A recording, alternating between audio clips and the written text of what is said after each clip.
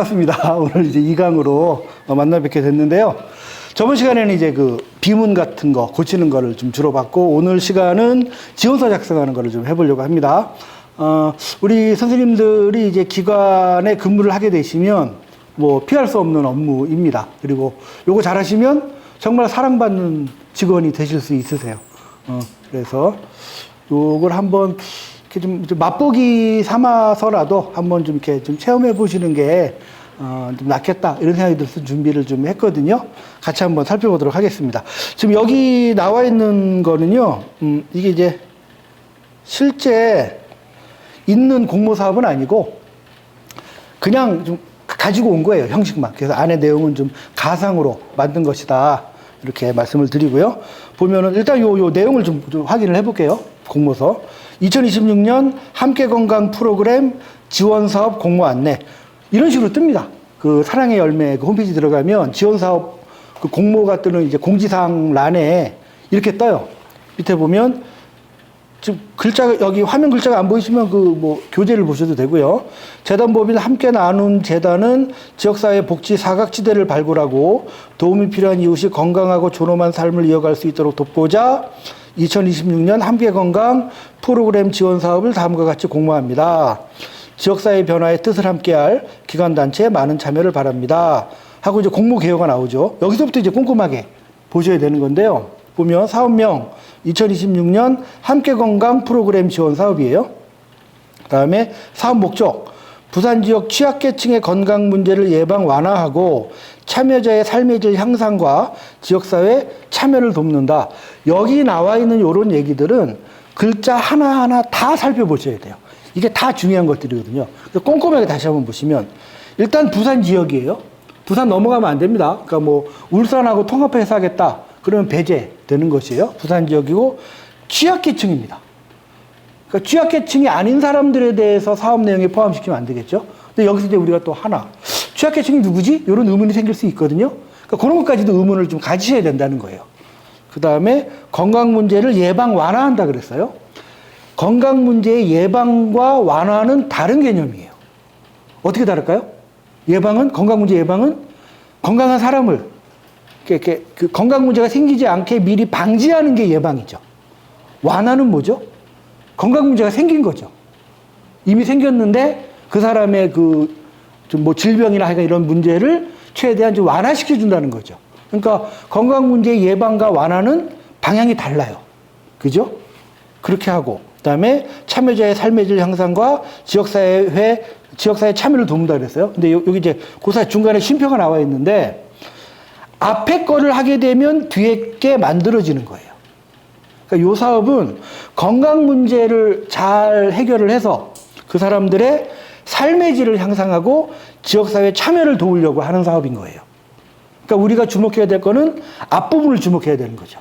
취약계층 건강 문제를 어떻게 해결할 건지 그 사업 내용을 우리가 이제 꾸며야 되는 거구나. 이 사업은 이렇게 이제 파악을 하셔야 된다는 겁니다.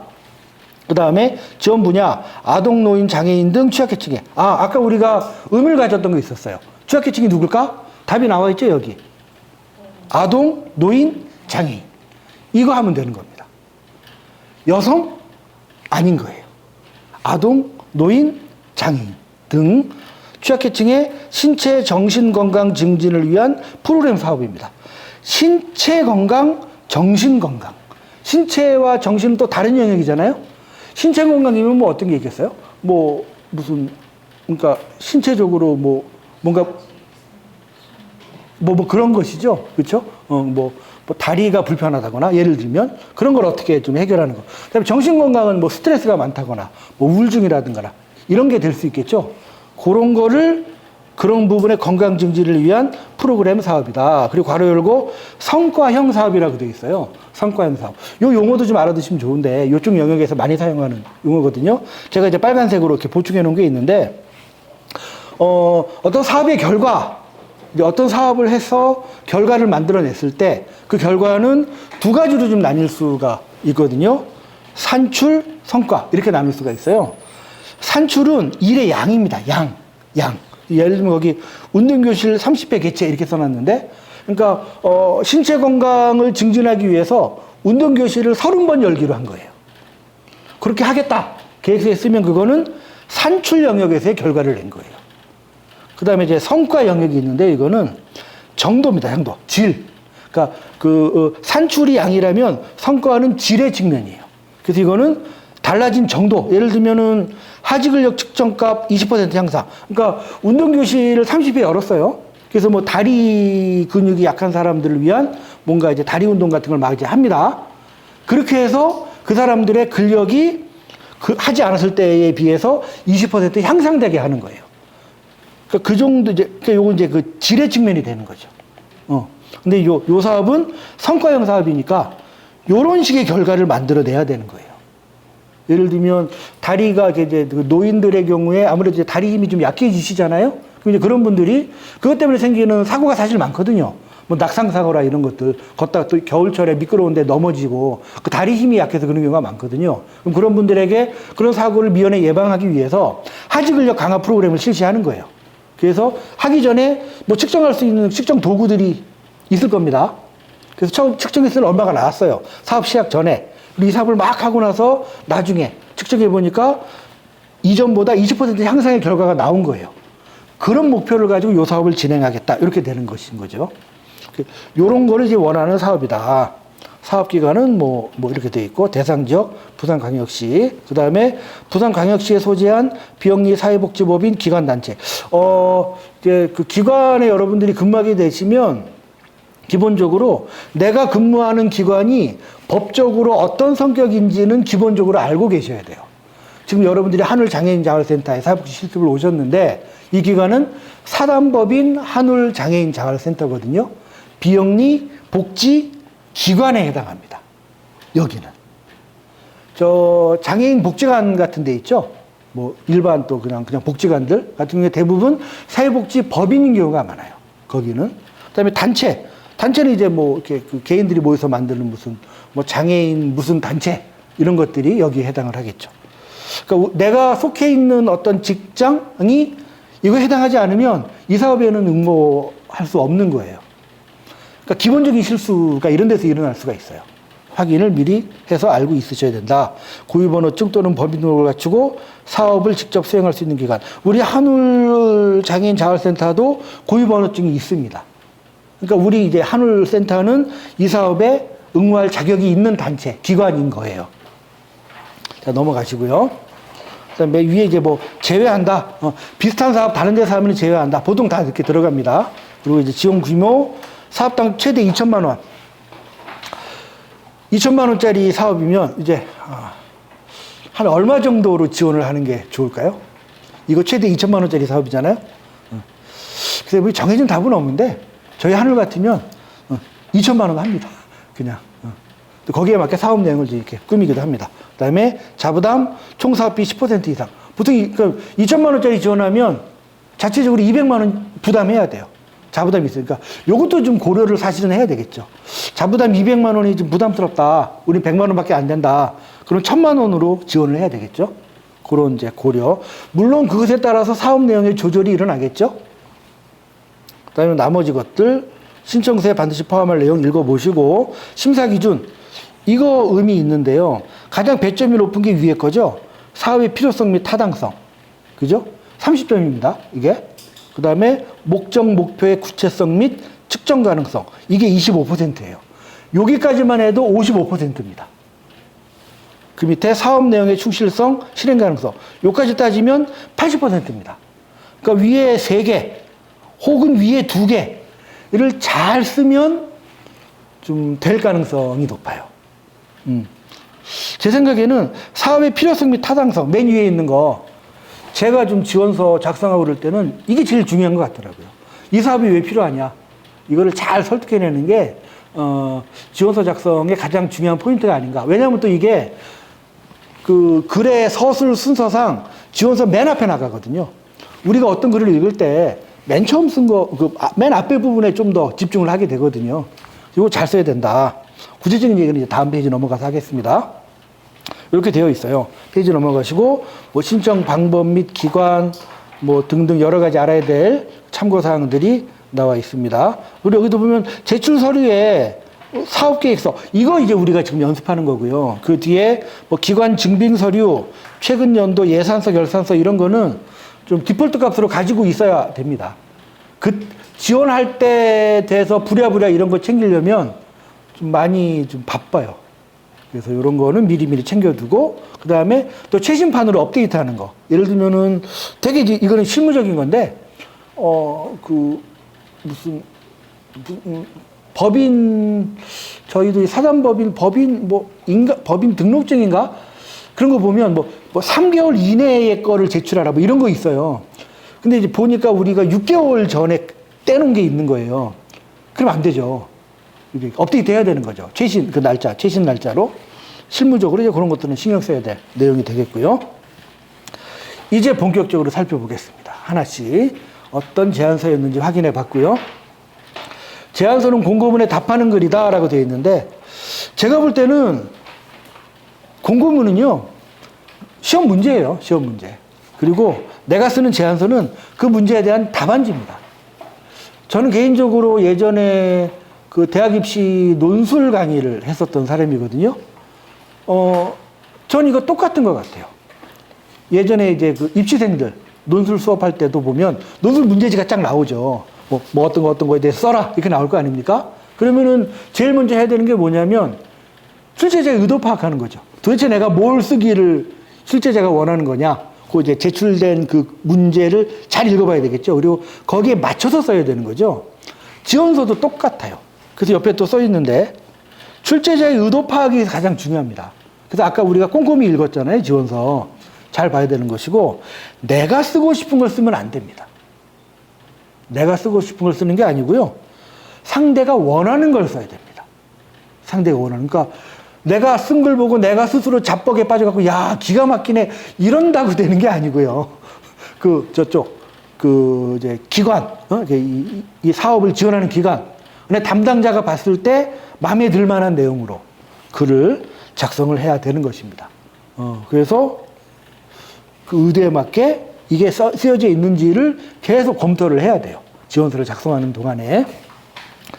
그게 가장 기본적인 지원서를 바라보는 태도라고 저는 생각을 합니다. 두 번째로 공고문에서 확인할 것은, 이건 굳이 안 적으셔도 됩니다. 아까 다 나와 있었거든요. 사업 목적, 지원 문화 다 나와 있었거든요.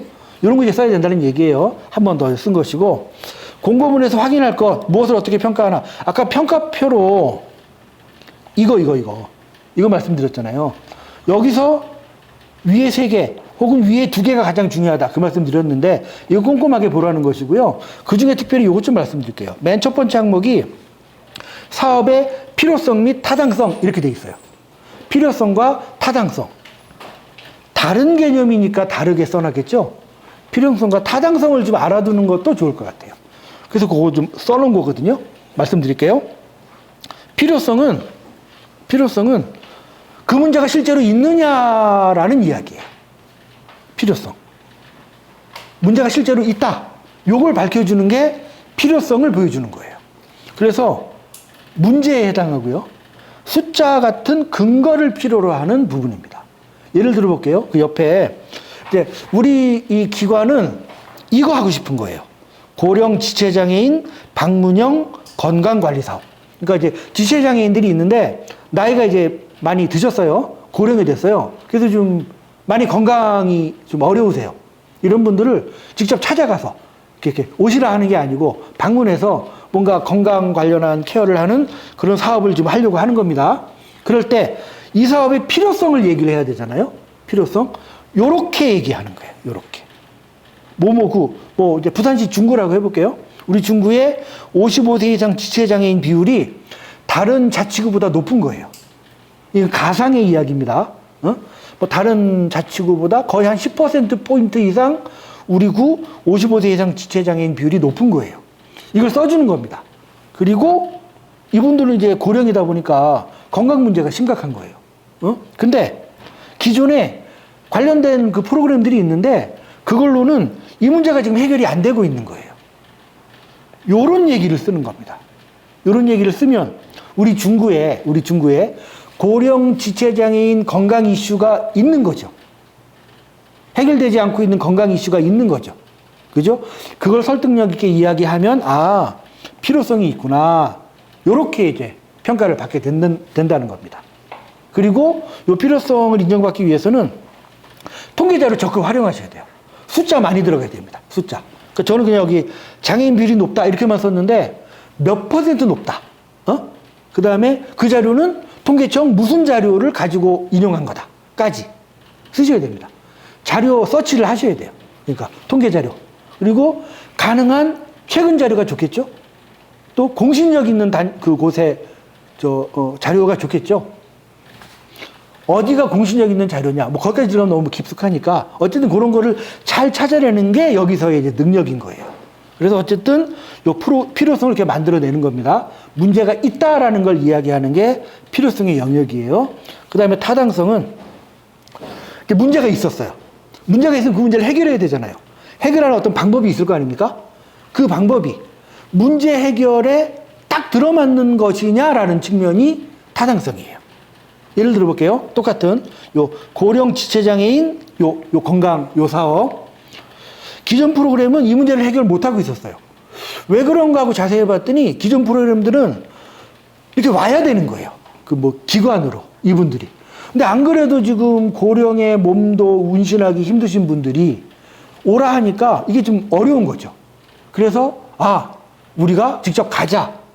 이런 프로그램을 만드는 거란 말이죠. 그래서 이동이 어려우니까 방문해서 우리가 건강관리 사업을 해야 된다. 이런 식의 이제 사업 내용을 제시를 하는 거예요. 그러면 방문 이 사업에 답이 될 수 있겠구나 라는 평가를 받을 수가 있겠죠. 그래서 이게 필요성과 타당성은 살짝 좀 다릅니다. 포인트가 둘 중에 하나만 쓰면 좀 약해요. 두 개를 다 써야 됩니다. 두 개. 그리고 이거 잘 쓰면 그 다음 논리들은 좀 자연스럽게 연결될 수 있어요. 어느 정도 좀 벌써 뭐 그림이 그려지시지 않으세요?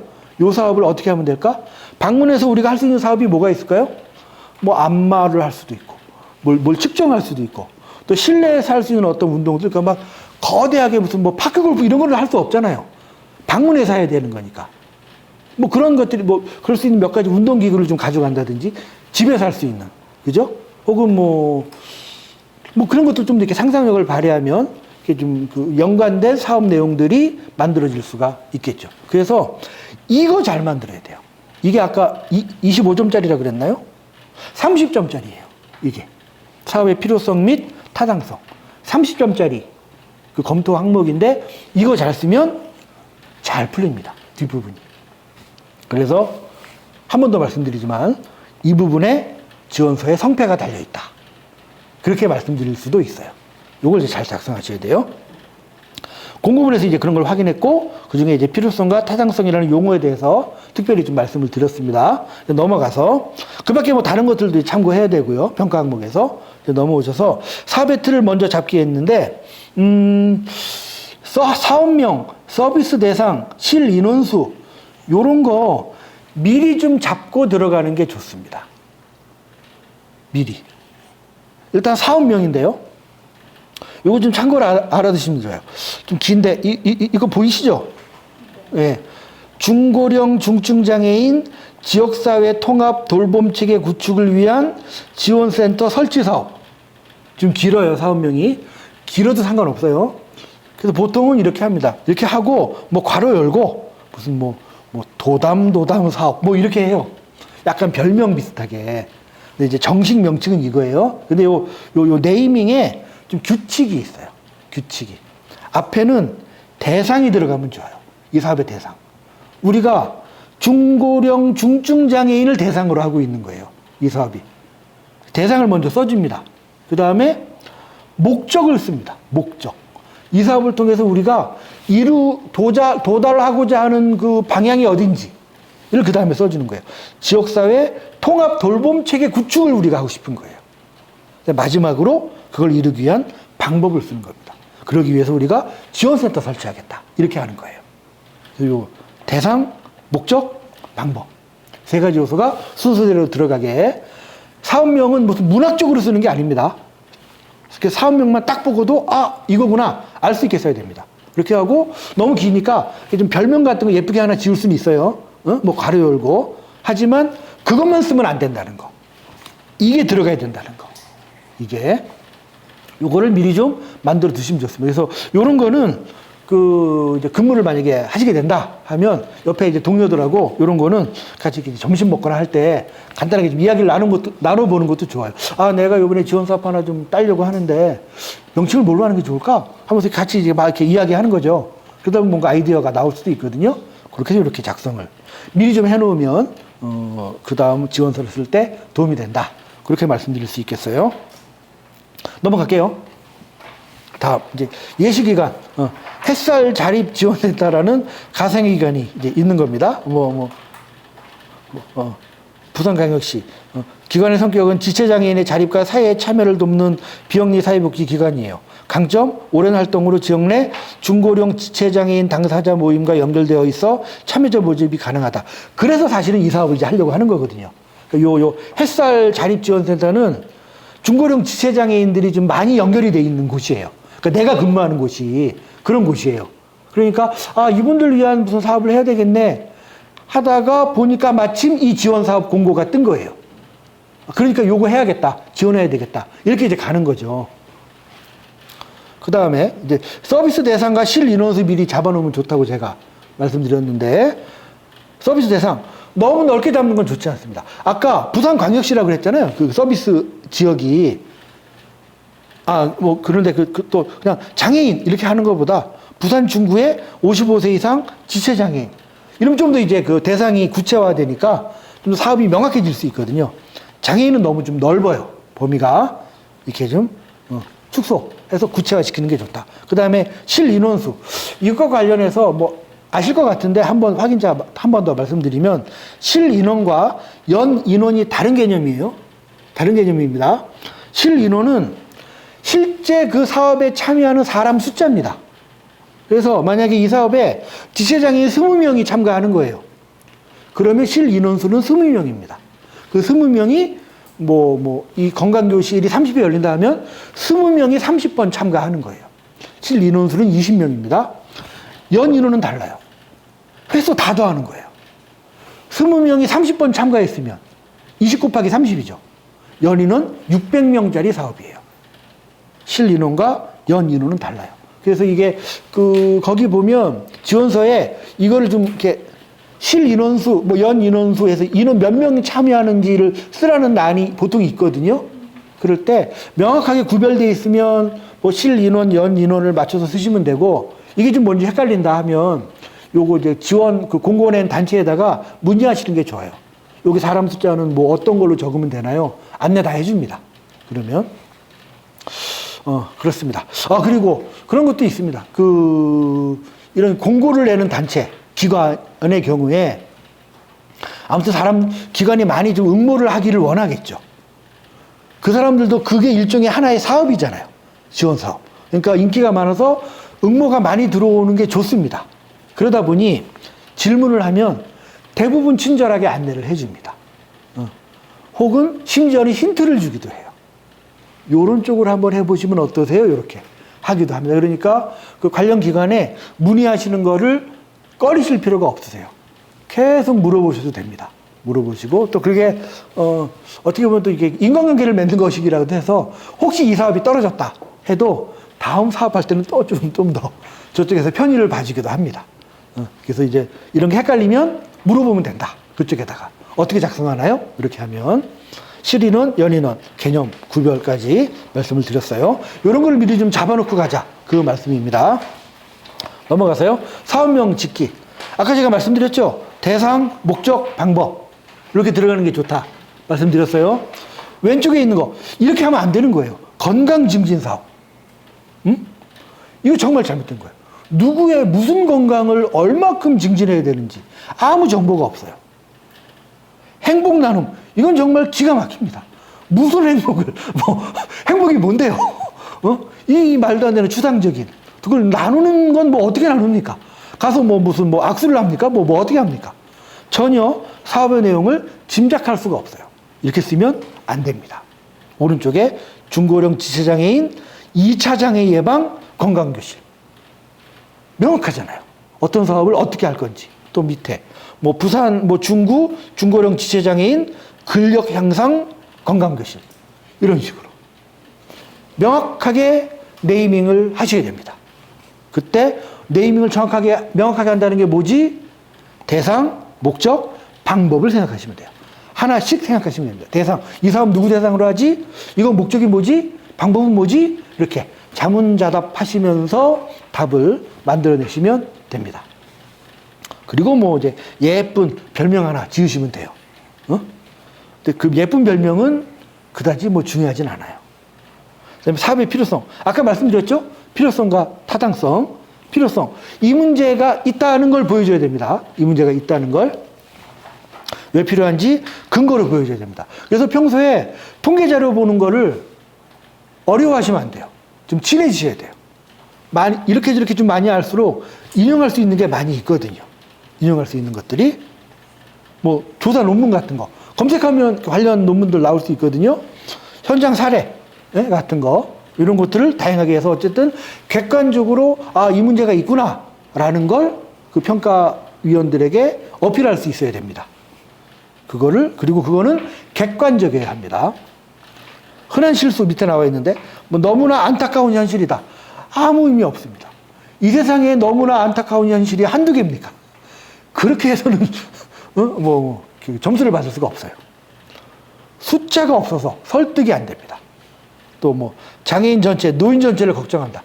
걱정이 많다고 사업을 뽑아주지 않습니다. 우리 대상으로 너무 광범위하면 그 초점이 흐려지기 때문에 포커스를 좀 이렇게 좁혀서 맞춰야 된다. 또 필요성에서 말한 문제가 사업 내용과 이어지지 않는 거. 예를 들면 이런 거예요. 아, 이것도 많이 저지르는 실수거든요. 예를 들면 필요성 부분에서 중고령 지체장애인 문제가 많다고 실컷 다 써놨어요. 근데 그 막상 저 사업 내용은 성인 지체장애인 사업을 쓴 거예요. 좀 안 맞죠? 20대, 30대는 지금 포함이 안 된 거잖아요. 근데 뒤에서는 그걸 포함시켰잖아요. 앞뒤가 안 맞아요. 이러면 탈락입니다. 이거. 앞뒤를, 그 이빨을 잘 맞춰야 된다. 그런 말씀이고요. 자, 이제 필요성 예시와 직접 써보기 부분입니다. 아까 뭐 했던 얘기랑 좀 겹치는 부분이 많은데 말씀드려볼게요. 부산 지역 등록 지체장애인의 고령화가 빠르게 진행되고 있어요. 관련된 통계 자료가 들어가야 되겠죠. 부산시나 이런 데 들어가면 이거 있습니다. 그리고 각 자치구 홈페이지에도 관련 이 자료들이 있어요. 그 다음에 뭐 모모구의 경우 지체장애인 중 55세 이상이 몇 %에 이르고 있어요. 그리고 근거 밝혔죠? 무슨 구? 2025년. 요거까지 써야 됩니다. 이렇게. 그 다음에 이건 어떻게 보면 무슨 구라고 되어 있는데 이걸 중구라고 해볼게요. 부산시 중구의 일반적인 이야기예요. 그렇게 말할 수 있는데 그 다음에 좀 더 범위를 좁힙니다. 일반적인 상황에서 구체적인 문제로 들어갑니다. 이들은 비장애 노인보다 이른 시기에 근력 저하와 2차 장애를 겪지만 장애 특성을 고려한 지역 내 건강 증진 프로그램은 부족한 실정입니다. 여기까지가 필요성이에요. 필요성. 아, 요 부산 중구에 중고령 지체장애인 건강 이슈가 있구나 라는 걸 보여주는 거죠. 통계 자료 막 집어넣어가지고 그다음에 마지막 따라서 중고령 지체장애인 건강 특성에 맞춘 건강 증진 프로그램이 필요합니다. 이렇게 쓰게 된다는 겁니다. 일종의 3단 구성이라고 할 수 있는데요. 일반적인 것에 좀 더 구체적인 것으로 범위를 좁혀가고 마지막에 그것에 대한 해법을 이야기하는 식으로 사업 내용을 그 글을 작성을 하시면 된다. 그렇게 말씀드릴 수 있겠어요? 넘어가서 요거는 또 앞에 또 다시 보실까요? 앞에 어디를 보시냐면 그 평가 항목 적혀 있는 표 있었죠? 14쪽인데요. 심사 항목 두 번째 거. 목적, 목표의 구체성 및 측정 가능성 이렇게 돼 있어요. 찾으셨죠? 거기 목적과 목표가 따로 써 있어요. 이것도 좀 다른 개념이거든요. 목적과 목표. 그 말씀을 드려볼게요. 그림으로 그리면 이런 거예요. 여기 산의 정상 보이죠? 여기가 목적입니다. 우리가 가고자 하는 방향이에요. 에베레스트 저기를 갈 거야. 이게 이제 우리의 목적이에요. 근데 가기 위해서 이제 뭐 이렇게 몇 단계를 거쳐 가야 될 거잖아요. 이게 목표예요. 이게. 그래서 목적은 사업이 궁극적으로 이루려는 방향입니다. 방향. 우리 저쪽으로 갈 거야. 중고령 지체장애인들이 건강해지는 사회를 만들 거야. 이게 목적이에요. 목표는 그 방향으로 가는데 사업기간 안에 도달할 수 있는 지점이에요. 그러니까 중고령 지체장애인이 건강한 사회로 갈 건데 이 사업이 1년짜리 이 사업이다 보니 지체장애인들 다리 힘 20% 향상하는 지점까지 갈 거야. 요게 목표인 거예요. 그렇게 되는 겁니다. 목적과 목표가 다른 거를 좀 이해하시겠죠? 두 개 다 써야 되는 겁니다. 두 개. 그러니까 우리는 중고령 지체장애인 건강이 목적입니다. 그걸 달성하기 위해서 뭐 어떤 거 30%를 달성하겠습니다. 이렇게 목적과 목표를 쓰는 겁니다. 그래서 이제 목적은 다소 추상적이어도 됩니다. 그리고 보통 하나입니다. 중고령 지체장애인 건강. 그게 하나. 목표는 지점인데, 도달할 지점인데 반드시 측정 가능해야 된다. 숫자가 있어야 돼요. 숫자. 몇 % 향상. 뭐 몇 회 뭐 달성. 뭐 이런 식으로. 그리고 보통 두세 개. 근데 요거는 뭐 사업 기간이나 예산이나 여러 가지 여건에 따라서 좀 플러스 마이너스가 될 수는 있어요. 중요한 거는 위에 거. 목표는 구체적으로 측정 가능해야 됩니다. 그래서 만약에 그 중고령 지체장애인 하지 근력 20% 향상이 목표였어요. 사업 끝난 다음에 측정했을 때 그게 나와야 돼요. 안 나오면 그 사업 실패입니다. 그렇게 하는 거죠. 그래서 아쉬운 목표, 건강 증진한다, 만족도 높인다. 그러니까 이렇게 하면 안 된다고요. 이 숫자가 없잖아요. 측정이 안 되잖아요. 오른쪽처럼. 참여자의 하지 근력 측정값을 사전 대비 20% 향상한다. 숫자가 딱 나오잖아요. 20%, 뭐 10몇 %. 또 주관적 건강 만족도를 사전 대비 15% 높인다. 자기 보고 촉도. 이 설문조사 한다는 얘기예요. 쉽게 말해서. 그 사업 대상자에게 사업 시작하기 전에 한번 설문지 한번 돌리는 거예요. 본인 건강이 어느 정도라고 생각하십니까? 10점 만점에 몇 점? 뭐 8점? 뭐 7점? 그래서 뭐 얼마나 삶의 질이 좀 뭐 좋다고 생각하십니까? 뭐 10점 만점에 몇 점? 이런 거 쓰게 하는 거죠. 사업하고 난 다음에 이 사업을 거친 후 귀하의 삶의 만족도가 몇 점 만점에 몇 점이세요? 이런 식으로 하는 거죠. 비교했을 때 15% 좋아지게 하겠다. 이런 목표를 세우게 되는 거예요. 그러면 이 사업 제안서를 받아들은 그 기관의 입장에서 요 사업을 나중에 평가할 때 어떻게 하면 되겠다. 딱 나오잖아요. 그죠? 평가하기가 쉽죠. 그러니까 이런 사업을 지원할 수 있는 어떤 동기가 생기는 거죠. 목적과 목표를 그렇게 구별해서 써야 된다. 까지 말씀을 드렸습니다. 자, 넘어가서 이제 직접 써보기. 햇살 자립지원센터가 요 사업을 이제 한번 해보는 거예요. 이렇게 쓰는 거예요. 목적, 중고령 지체장애인이 2차 장애를 예방하고 건강한 일상을 유지하도록 돕는다. 좀 다분히 추상적이죠. 근데 목적은 그렇게 가는 겁니다. 그렇게 가고, 이걸 이루기 위한 목표, 이제 두 가지를 이 센터는 제시를 했네요. 첫 번째, 참여자의 하지 근력 측정 값을 사전 대비 20% 향상. 그 다음에 두 번째 목표는 참여자의 주관적 건강 만족도를 사전 대비 15% 높인다. 뭐 아까 말씀드렸던 얘기 다시 한번 말씀드리는데요. 그리고 추가로 좀 말씀드리면 이 목표 있잖아요. 목표. 이 목표가 사실은 사업 내용이에요. 하지 근력 측정값 향상하려면 무슨 사업 해야 되죠? 다리 근력 높이는 사업 해야 되죠. 그죠? 그래서 근력 운동 교실 이렇게 운영하게 되는 겁니다. 그 다음에 주관적 건강 만족도 높이려면은 무슨 사업 해야 되느냐? 아까 뭐 설문조사 한다고 말씀드렸잖아요. 그런 모니터링 해야 되는 거예요. 이 목표가 사업 내용과 연결이 되는 거예요. 그러니까 사실은 맨 처음에 사업 필요성부터 맨 나중에 이제 예산 같은 거 쓰게 되는데요. 그게 다 쫙 연결이 되는 거예요. 연결이. 그러면 아주 한편의 아름다운 그 지원서가 만들어지는 거죠. 그리고 또 말씀드리지만 가장 중요한 건 맨 처음에 필요성, 타당성이 제일 중요하다. 그거 잘 쓰면 지원서의 절반은 해결이 된 거예요, 사실은. 거기에 신경을 많이 쓰면 좋습니다. 그래서 평소에 이런 거 한 번씩 이렇게 생각해 보시는 것도 좋아요. 어떤 사업을 해볼까? 해서 하면서, 야, 그러면 이거를 어떤 필요성이 있다고 어필을 하면 되지? 그냥 일상적으로 한번 생각해 보는 것도 도움이 될 수가 있습니다. 저희 한울센터도, 사실은 제가 주로 이제 지원 사업 이렇게 쓰고 이제 이렇게 하거든요. 쓰고 하는데, 그래서, 우리 사무국장님 말씀드렸나 모르겠는데, 작년에는 어디서 부산 무슨 대회 나가서 뭐 상도 받고 그랬어요. 뭐 발표 잘했다고, 사업 제안도 잘 썼다고.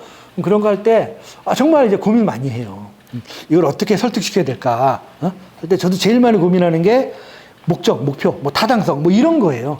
디테일한 근력운동 뭐 30회 할까, 20회 할까, 이건 별로 중요하지 않아요. 그건 사업 예산에 맞춰서 이렇게 조절하면 되는 것이고요. 그러니까 누가 근력운동을 20회 한다고 그거에 감동받지 않아요. 그게 아니라 부산 중구에 중고령 지체장애인이 이렇게 많은데 이 사람들이 그 부분에 대한 케어가 안 되고 있어.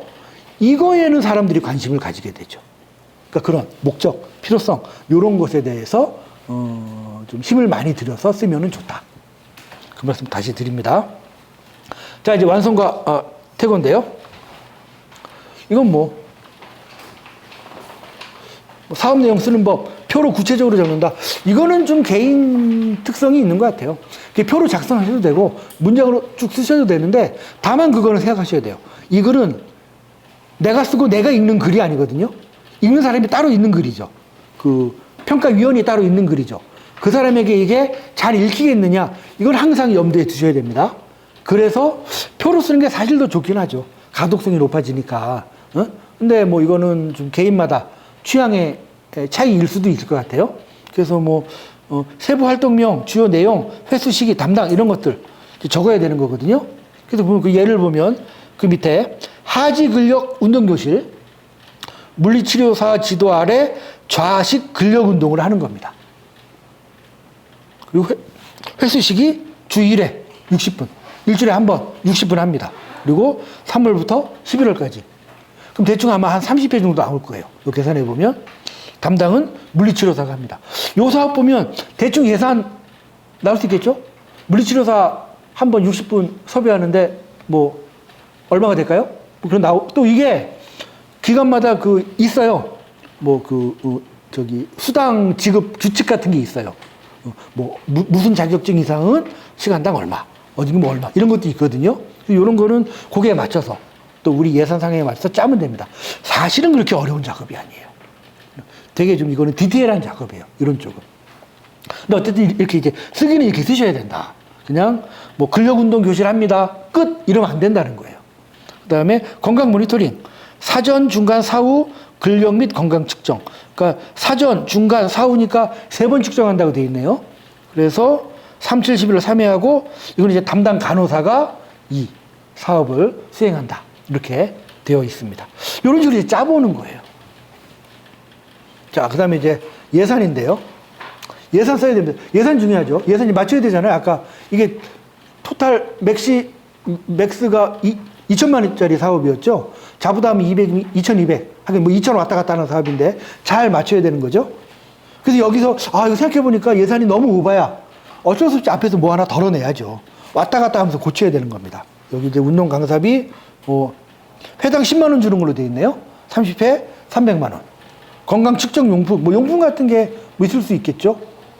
5만 원씩 20명, 뭐 얼마. 그 다음에 운영비 해서 뭐 얼마. 토탈 440만 원. 이렇게. 아까는 2천만 원이라고 했는데 여기 400만 원짜리로 했네요. 뭐, 어쨌든 그냥 예니까 그렇게 생각해 보시고. 그 다음에 밑에는 이제 자부담입니다. 신청액은 396만 원이고 자부담은 44만 원. 해서 440만 원이 토탈 액수인데요. 요거 제가 다음에 교재 쓸 때는 요거 수정할 건데 요거 자체도 의미가 있는데 뭐냐면 자부담이 특정 항목을 감당하면 더 좋다. 무슨 말씀이냐면은 지금 자부담이 44만 원이잖아요. 위 항목 중에 44만 원짜리 항목이 없어요. 그죠? 이런 회계 처리할 때 좀 헷갈립니다. 실무적으로는 예를 들면 운영비를 44만 원으로 만들어 놓고 이걸 자부담하겠다 이렇게 하는 게 좋아요. 그리고 또 사실 그냥 이렇게 내면 전화 옵니다. 저쪽에서 자부담 하나로 좀 묶으시죠? 이렇게 오기도 합니다. 그래서 요건 약간 수정이 필요한 예산표이기는 해요. 그런 것도 이런 건 뭐 해보시면 한두 번만 해보시면 바로 좀 이렇게 캐치하실 수 있으세요. 그게 이제 예산, 자부담 이런 게 탁탁탁 들어가고 구체적으로 산출 근거가 나와야 된다. 이거보다 더 구체적인 산출 근거를 요구하기도 합니다. 그 어떤 기관에 따라서는. 그러면은 왜 저기 물리치료사 1시간에 10만 원을 책정했는지 근거가 뭐냐? 하면 뭐 예를 들면 우리가 찾아내야 되는 거예요. 그래서 뭐 복지부 어디 들어가 봤더니 물리치료사의 경우에 뭐 그 정도 수당이 책정되는 걸로 나와 있더라. 이런 걸 이제 제시해야 되는 거예요. 혹은 뭐 식비가 왜 40만 원이냐? 아, 요즘에 뭐 식비 뭐 1인당 10,000원 해서 뭐 40, 뭐 몇 명 하면은 이렇게 나온다. 뭐 이런 식으로 그거를 더 추가해야 될 경우도 있습니다. 이런 것도 뭐 이렇게 추가로 저쪽에서 이 지원 사업을 하는 기관에서 요구할 수도 있어요. 그럼 그거랑 이렇게 소통하시면서 조정하시면 됩니다. 이런 부분은 너무 크게만 빵꾸 나지 않으면 이런 부분 때문에 지원 사업을 못 하게 되거나 그러지는 않더라고요. 그래도 어느 정도 틀은 맞춰야 되겠지만 사업명 최종 점검과 직접 써보기. 이제 다시 돌아가서 그 예산까지 다 짰어요. 사실 끝났거든요. 근데 여기서 끝내면 안 되고 앞으로 다시 돌아가는 거예요. 이 모든 내용들을 사업명이 제대로 나타내고 있는지 한번 마지막으로 검토한다는 거죠. 그래서 처음에는 예를 들면 중고령 지체장애인 건강교실이라고 잡았었거든요. 근데 생각해보니까 조금 설명이 부족한 것 같은 거예요. 중고령 지체장애인 2차 장애 예방 요 말을 넣은 거예요. 이렇게 될 수도 있어요. 이제 전체 퇴고를 이제 다 짰으면 이제 퇴고하는 겁니다. 이거 저번 시간에 말씀드렸던 겁니다. 맞춤법이 어떻게 되고 뭐 문장의 호응을 맞춰야 되고 그런 거 있잖아요. 이제 이런 거 이제 검토해야 되겠죠. 처음부터 맞춤법 신경 쓰실 필요는 없는 것 같아요. 다 만들어 놓고 마지막에 보시면 됩니다. 그런 거. 그 다음에 두 번째로 숫자와 논리 그리고 마무리. 이 숫자는 뭐냐면요. 통계 자료 한 번 더 확인하셔야 돼요. 원래 원자료에서는 40%로 되어 있는데 내가 잘못해서 30%로 쓴 거예요. 그런 실수하면 안 됩니다. 다시 한번 확인해야 되고. 그 다음에 진짜 중요한 거는 논리 확인하셔야 돼요. 필요성, 목적, 목표, 사업 내용, 예산 한 큐의 일관성이 보여져야 됩니다. 이게 일관성이 있어야 이 지원서가 잘 써진 지원서다. 이렇게 평가가 될 수 있는 겁니다.